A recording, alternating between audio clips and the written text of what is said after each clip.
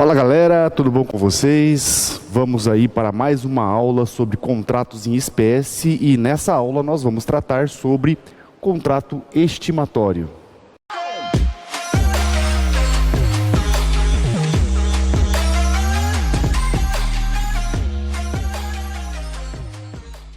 O contrato estimatório, pessoal, é um contrato que, na verdade, no Código de 16 ele não existia. Então, ele é um contrato que antes de 2002 era um contrato atípico e agora ele é um contrato típico. O conceito desse contrato, pessoal, está lá no artigo 534 do Código Civil. O que é o contrato estimatório, pessoal? Vamos lá. Primeiro ao conceito. Então, pessoal, o que nós vamos ter? No contrato estimatório, nós vamos ter uma parte. Essa parte aqui, pessoal, ele quer vender um determinado objeto. E nós temos uma outra parte, que é vendedor de coisas. Então, o que acontece, pessoal? O B transfere para o a posse de um bem que ele deseja vender. E aí, então, o que acontece, pessoal? O A passa a negociar esse bem com outras pessoas. E aí, então, pessoal, ele vai oferecendo esse bem para outras pessoas. Por exemplo, um terceiro. E aí, então, pessoal, esse terceiro, ele compra esse bem por um preço que foi previamente ajustado entre A e B. Então, o terceiro paga o preço para o A. E aí, então, o A, pessoal, vai repassar esse preço para o B. Só que vai repassar isso descontando a sua remuneração. Remuneração. Então, pessoal, vejam. O contrato estimatório é um contrato muito utilizado na prática. E ele é um contrato onde uma pessoa transfere para outra a posse de um bem para que essa pessoa possa vender esse bem, mediante o preço fixado pelas partes e também mediante o pagamento de uma remuneração que na prática nós chamamos de comissão, né? Então, pessoal, é um contrato muito utilizado, era muito utilizado pelos vendedores de livros antigamente. Então, o que eles faziam? Eles iam lá na distribuidora dos livros, pegavam os livros entre aspas, consignação, vendiam os livros, retiravam a comissão deles e pagavam o preço ajustado com a distribuidora lá para a distribuidora. Atualmente, pessoal, onde a gente pode visualizar esse tipo de contrato? Em garagens de veículos, pessoal. É possível a gente ver esse tipo de contrato em garagem de veículos, certo?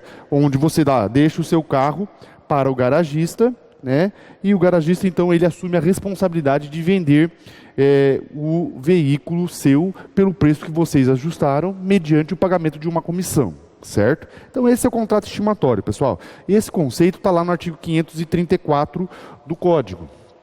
Olhem lá, artigo 534 do Código. O que ele fala, pessoal?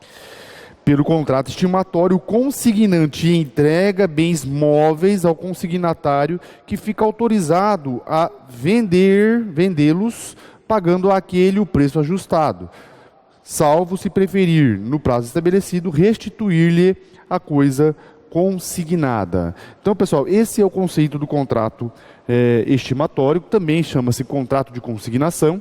Quem são as partes desse contrato, pessoal? Na verdade, nós temos basicamente duas partes. Primeiro, nós temos o consignante, que é aquele que é o proprietário do bem e que deseja vender.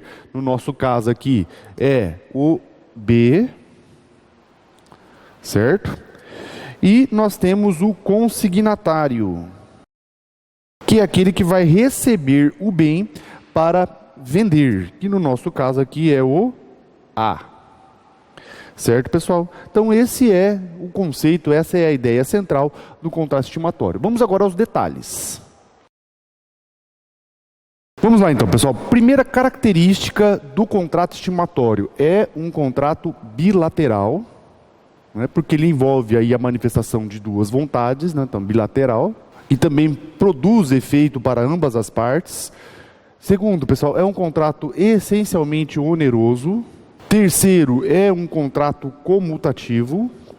Dificilmente a gente vai ver esse contrato aqui na modalidade aleatória, não dá para a gente visualizar esse tipo de situação.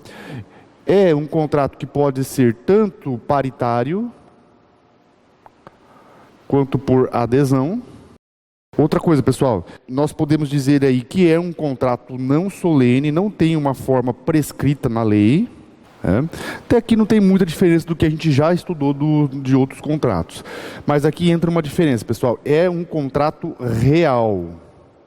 O que significa isso, pessoal? Não basta a assinatura do contrato, né? É necessário que as partes, que o consignante entregue o bem a ser vendido para o consignatário.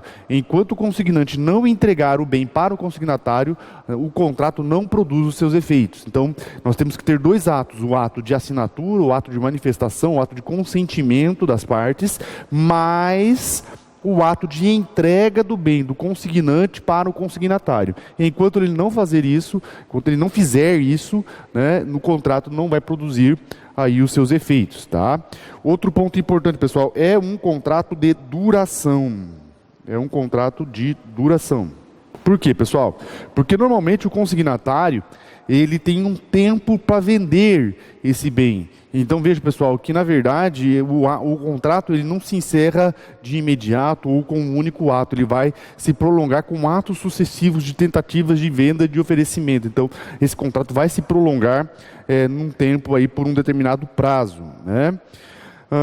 Outro ponto, pessoal, é um contrato de natureza impessoal. Por quê, pessoal? Porque ele dificilmente, não que ele não possa ser pessoal, né?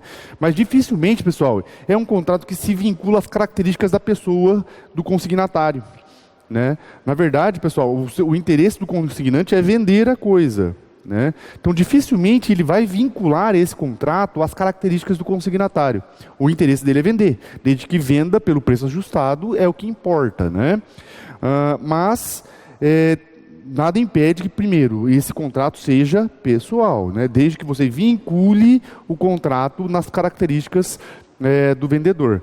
Mas ao lado disso, pessoal, nós temos uma característica especial nesse contrato. É um contrato que a gente chama de fiduciário. O que é um contrato fiduciário? Essa classificação aqui vocês não tinham visto ainda, pessoal. Contrato fiduciário é aquele que é celebrado na base da confiança. É um contrato celebrado na base da confiança. Então você celebra ele porque você confia na pessoa do consignatário. Não que você está vinculado às características especiais dele como vendedor, mas porque você confia no trabalho dele, tá? Outro ponto importante, pessoal. A doutrina aponta que o contrato estimatório é um contrato causal. Por quê? Porque ele se vincula a uma causa. Não vou dizer assim que é uma coisa que eu concordo muito com essa forma de classificação aqui, porque o que a doutrina coloca, pessoal? Que o contrato estimatório, ele tem a causa, o objetivo, a causa dele é vender a coisa. Então ele se vincula a essa causa. Mas vejam, pessoal, que na verdade essa não é bem a causa do contrato em si, é uma coisa de se pensar. Tecnicamente não é bem a causa do contrato. Esse, na verdade, é a motivação central do contrato. Eu não estou celebrando esse contrato apenas somente porque eu quero vender a coisa, né? Então é um pouco estranho se colocar o objetivo principal do contrato como a causa do contrato, né? Porque se a gente for pensar assim, então também o contrato de compra e venda, na sua maioria, vai ser um contrato causal. Mas a doutrina, na sua maioria, aponta o contrato estimatório como um contrato causal, né? Então, a gente acaba passando isso também, né? Outro ponto importante, pessoal, é um contrato definitivo e é também um contrato principal. Tá? Nós não tem como nós visualizarmos a modalidade preliminar no contrato consignatório, não que seja impossível, mas é bem difícil a gente visualizar a possibilidade disso. E é um contrato principal porque não depende de nenhum outro, né? Ao lado disso, pessoal, logicamente, é um contrato típico nominado hoje porque ele está lá no Código de 2002, certo?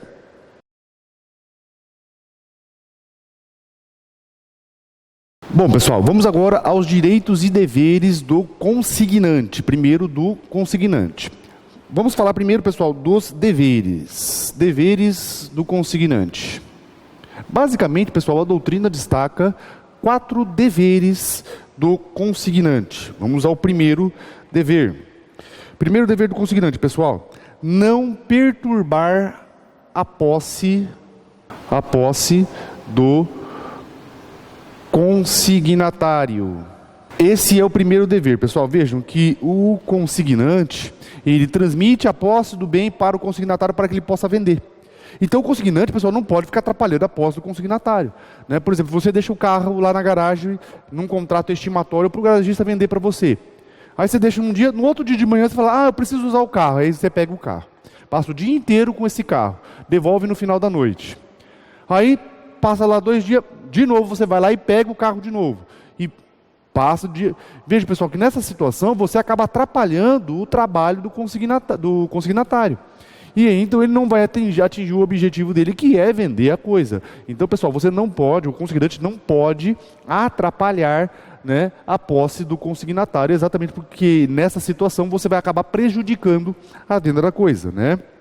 Outro ponto importante, pessoal, é que o consignante deve pagar a remuneração do consignatário. Tá? Também é outro ponto importantíssimo do contrato estimatório, pessoal. É um contrato oneroso, então o consignatário tem direito de ser remunerado se ele vender a coisa, certo? Segundo, pessoal, respeitar o prazo estipulado. Isso aqui é importante, pessoal. Inclusive, nós vamos trabalhar esse assunto especificamente num tópico aqui da nossa aula, né? O consignante, ele é obrigado a respeitar o prazo estabelecido no contrato para a venda da coisa, certo? E isso tem uma consequência que a gente vai ver daqui um pouquinho. E por fim, pessoal, o último detalhe que nós temos aqui é não dispor da coisa durante o prazo. E esse, pessoal, é um dos maiores problemas do contrato estimatório. Por quê, pessoal? Seguinte, durante a vigência do contrato estimatório, o consignante não pode vender a coisa. Então, se ele descobre, ou se alguém procura ele querendo comprar aquela coisa móvel, pessoal, necessariamente o consignante tem que encaminhar essa pessoa para o consignatário, e o consignatário realizar a venda. Tá? Ele não pode pedir a coisa para o consignatário, para ele vender, entre aspas, particular, né? Que é um popular, venda particular. O carro está lá, né? O bem está lá com o consignatário, e aí naquela venda particular, porque aí você não precisaria pagar a comissão. Isso não pode, tá, pessoal? Enquanto estiver na vigência do contrato estimatório, quem tem o direito de vender a coisa é o consignatário. O consignante perde o direito de dispor da coisa na vigência do contrato estimatório. Esses são os deveres, as obrigações do consignante. Vamos aos direitos. Quais são os direitos do consignante? Primeiro, pessoal, receber o preço da venda, o preço ajustado. Então, receber o preço da venda. Lembrando, pessoal, que é o preço ajustado. Isso é importante, pessoal. Vejam, o que acontece. Pactuei o preço da venda em 100. Certo? O consignatário vendeu por 90. Quanto que o consignatário vai ter que entregar para o consignante? O preço estipulado. Esse aqui, pessoal, é o preço mínimo da venda. Então ele vai ser obrigado a entregar 100. Mas, professor, ele vendeu por 90. Não me interessa. Ele tinha que ter vendido por 100. Então, se ele vendeu por preço abaixo do valor estipulado, sem autorização do consignante, ele vai ser obrigado a pagar o preço estipulado, tá? A contrário senso, pessoal, como eu disse para vocês, o preço estipulado no contrato é um preço mínimo. Então, pessoal, pode o consignatário vender por um preço maior do que o estipulado? Sim, ele pode. Por exemplo, vender por 110. E aí eu pergunto para vocês novamente, pessoal, quanto que ele vai ter que repassar para o consignante? Ele vai ter que repassar para o consignante os 110. Por quê, pessoal? Como eu disse para vocês, é o preço mínimo. Todo o valor da venda é do consignante. Mesmo que ele tenha vendido por um preço superior, é do consignante, tá? O consignatário, pessoal, tem direito à remuneração pela venda, calculado em cima de uma comissão ou de um preço fixo. Mas esse é o direito do consignatário. Então, se for calculado em cima de um percentual de venda, pessoal, quanto mais ele vender, mais ele vai receber. Certo? Agora, se for preço fixo, para ele tanto faz vender pelo mínimo ou por um valor maior. Agora, o que ele não pode ficar, pessoal, é com a diferença da venda. Tecnicamente, se não estiver estipulado no contrato, que ele possa ficar com essa diferença, pessoal, então ele não vai poder. Ele vai ter que repassar todo o valor da venda para o consignante. E aí receber a sua respectiva remuneração. Ok? Então esse é o primeiro direito, receber o preço da venda ajustado, tá? No valor mínimo ajustado. Segundo ponto, pessoal, ser restituído, segundo direito, ser restituído da coisa em caso de não ter a venda. Ser restituído da coisa se não vendida. Então, pessoal, venceu o prazo, não vendeu, ele tem direito de receber a coisa de volta, certo? Logicamente isso, né? E por fim, pessoal, ser compensado pelos danos, ser indenizado pelos danos na coisa. E isso aqui também é um ponto importante que nós vamos ver num tópico específico, tá, pessoal? A responsabilidade pelos danos na coisa, tá? Vamos agora aos direitos e deveres do consignatário. Bom, pessoal, vamos agora então aos direitos e deveres do consignatário. Basicamente, ele tem 3 deveres e 3 direitos. Primeiro dever do consignatário, pessoal, vender a coisa. Vender a coisa no preço ajustado. Tá? Esse é o primeiro dever dele, logicamente, esse é o ponto principal do contrato estimatório, né? Segundo, pessoal, respeitar esse preço. Respeitar o preço e o prazo máximo. Isso aqui, pessoal, é importante destacar, que é um ponto importante que nós vamos discutir também daqui um pouquinho, né? A questão do respeito ao prazo máximo do contrato, tá? E terceiro, pessoal, conservar a coisa, que também é um ponto importantíssimo dentro do contrato estimatório. Tá, pessoal? O consignante, pessoal, como ele tem a posse e guarda da coisa, ele tem o dever de conservar a coisa. E isso traz uma série de implicações que nós vamos estudar daqui um pouquinho, certo?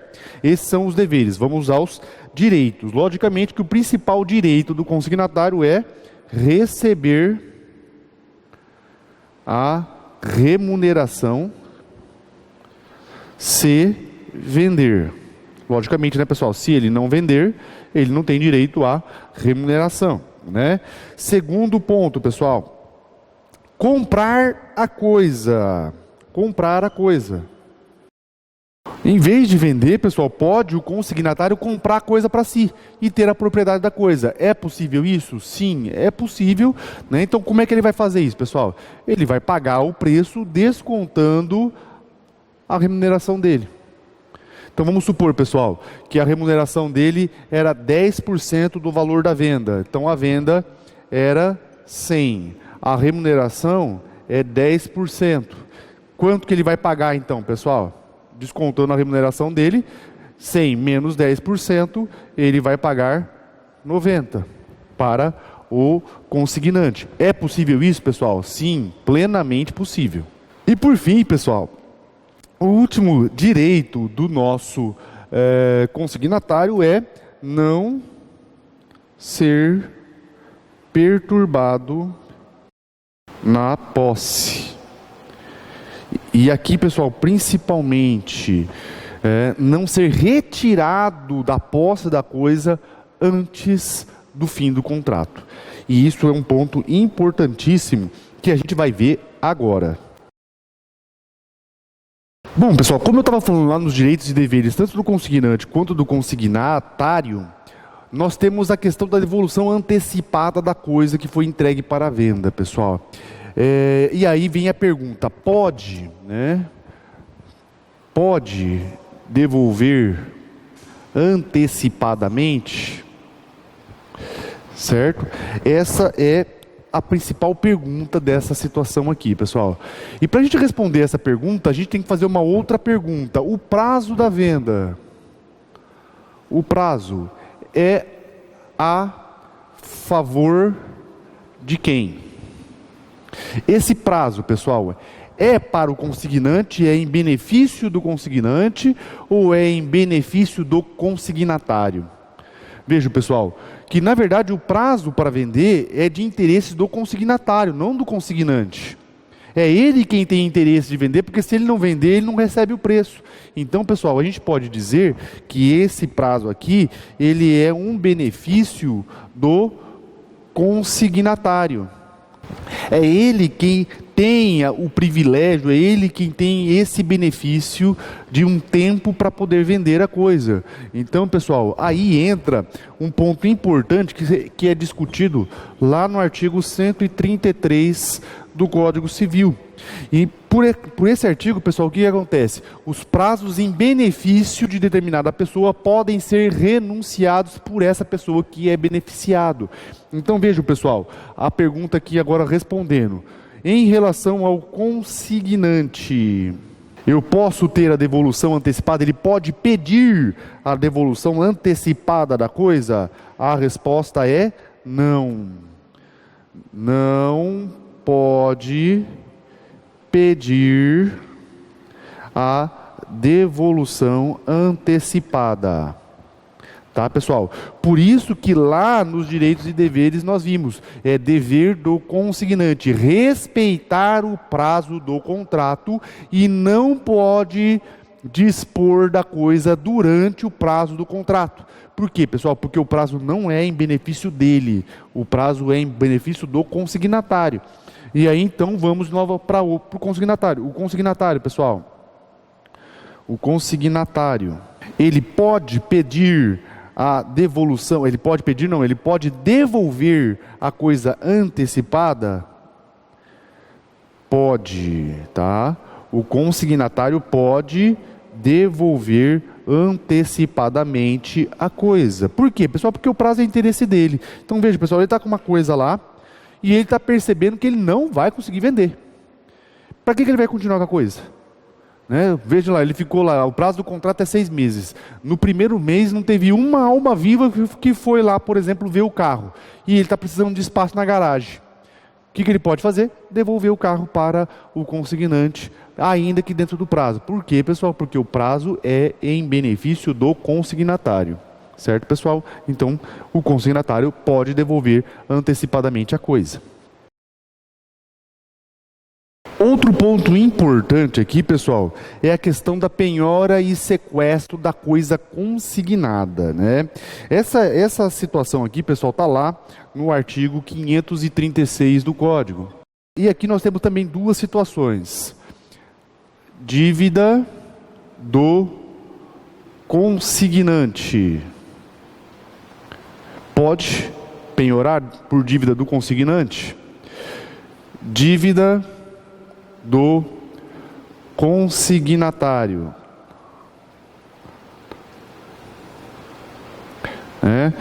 Então aí, pessoal, nós vamos lá para o artigo 536. O que o artigo 536 fala? A coisa consignada não pode ser objeto de penhora ou sequestro pelos credores do consignatário, enquanto não pago integralmente o preço. Ou seja, pessoal, fazendo uma interpretação desse artigo aqui, por dívida do consignatário, pode penhorar? Não pode. Na verdade, pessoal, o que o artigo fala? O artigo vai falar o seguinte, ó,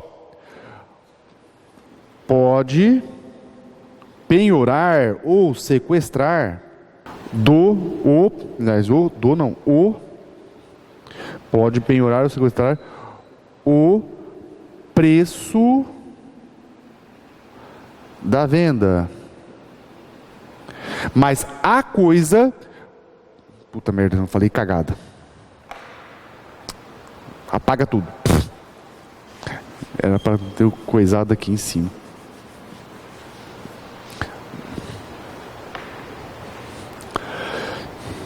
Cadê? Aqui. Então vamos lá, pessoal. Diante do artigo 536, o que nós temos? Por dívida do consignante, pode penhorar, pessoal? Pode. Por dívida do consignante, pode. Por quê, pessoal? Porque a coisa é do consignante. Então, é possível a penhora, tá? Agora, por dívida do consignatário, pode penhorar, pessoal? Não, não pode. Por quê, pessoal? Porque o bem não é do consignatário. Então, se o bem não é do consignatário, não pode haver a penhora, tá? Dentre outras questões que podem surgir aqui, pessoal, nós temos um problema. Qual é o problema? O problema, pessoal, é que a coisa, objeto da consignação, é coisa móvel. E o código fala, pessoal, lá nos direitos reais, propriedade de coisa móvel se prova pela posse. E esse é um problema do contrato estimatório, principalmente quando feito de forma verbal, pessoal. E aí é um cuidado que nós temos que tomar. O que acontece, pessoal? Você deixa lá os bens, um bem para o consignatário vender. E aí vai um oficial de justiça penhorar, por exemplo. Você deixa o seu carro para vender lá numa garagem, através de um contrato estimatório, contrato de consignação. E aí o que acontece? Pessoal, o oficial de justiça vai lá na garagem para penhorar bens por dívida do consignatário. E aí o oficial de justiça, pessoal, vai ver aquele monte de carro. Tem carros que são do consignatário e tem carros que são, entre aspas, de terceiros. O problema, pessoal, é que a maioria dos carros que estão ali na garagem, no Detran, não estão no nome do consignatário. E o oficial de justiça pode penhorar? Sim, pode. Por quê? Porque a propriedade se prova pela posse. Então o que acontece, pessoal? O oficial de justiça vai lá penhorar os carros pela dívida do consignatário. Aí o consignatário pega e fala, não, mas esse carro aqui não é meu, é de um cliente. O que o oficial de justiça vai pedir? Cadê o contrato? Se você não tiver um contrato por escrito com aquele garagista, pessoal, ele não vai ter como provar que existe o contrato estimatório.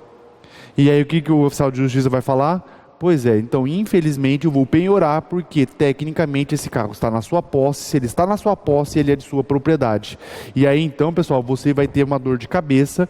Você vai ter que entrar com embargos de terceiro e provar no judiciário que apesar do carro estar na posse do consignatário, esse carro é seu.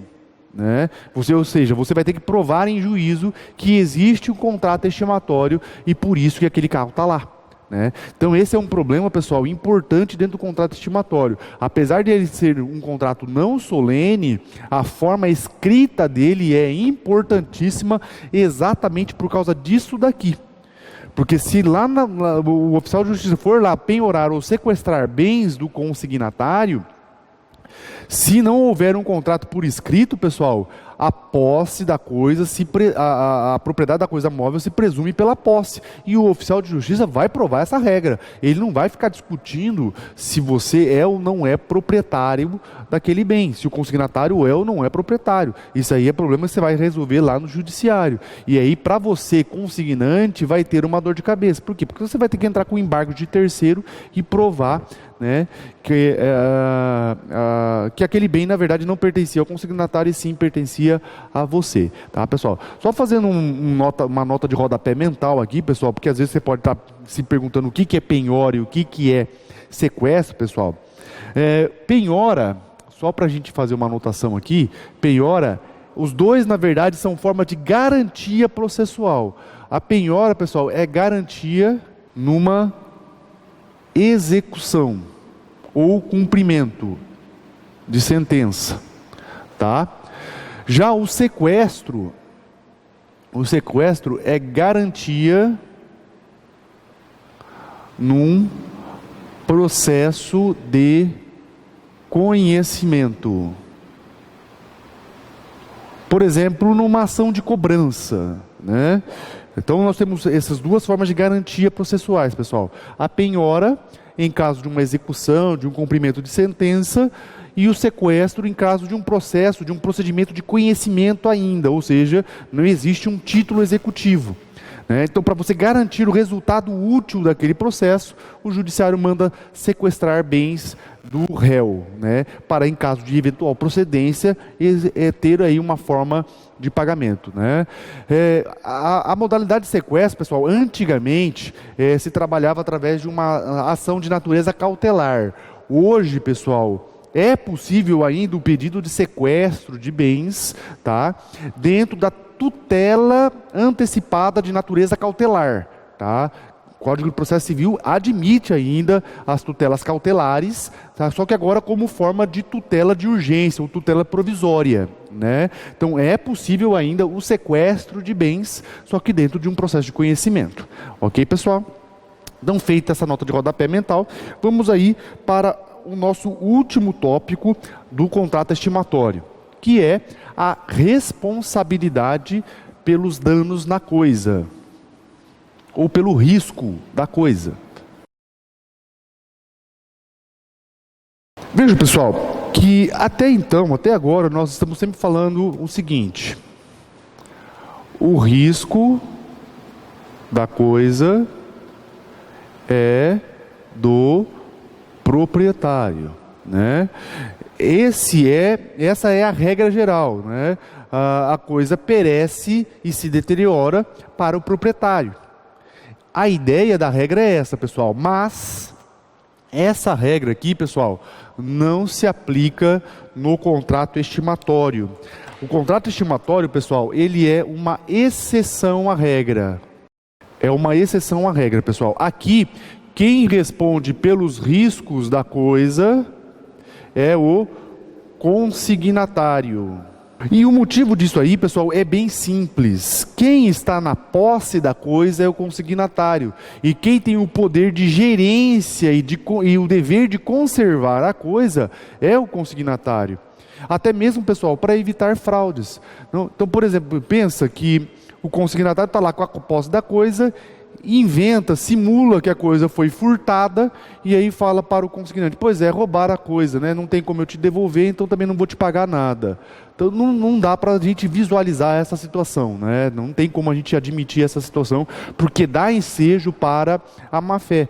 Por isso, pessoal, que o legislador entrou na exceção. Aqui, pessoal, o risco da coisa corre por conta do consignatário. Então, tudo o que acontecer com a coisa, ainda que por caso fortuito ou força maior, o risco é do consignatário. Então vamos lá, pessoal. Uma situação até que aconteceu com um vendedor de livros que eu conheço, Ele vendia livros e tal. E aí o que aconteceu, pessoal? Um certo dia ele estava lá vendendo livros lá num determinado lugar e tinha alguns livros no carro dele. E aí o que aconteceu, pessoal? Arrombaram o carro e furtaram os livros, alguns livros dele. E aí, pessoal, o que aconteceu? Ele foi obrigado a pagar o preço desses livros para a distribuidora? Sim. Por quê, pessoal? Porque o risco é do consignatário. Ele tem a responsabilidade sobre a coisa. E isso, pessoal, está lá no artigo 535 do Código. Olhem lá. Artigo 535. Vejam lá o que ele fala, pessoal. O consignatário não se exonera da obrigação de pagar o preço se a restituição da coisa em sua integridade se tornar impossível, ainda que por fato a ele não imputável. Então vejam, pessoal, que o consignatário responde inclusive pelo caso fortuito e pela força maior. tá? Responde pelo caso fortuito e força maior.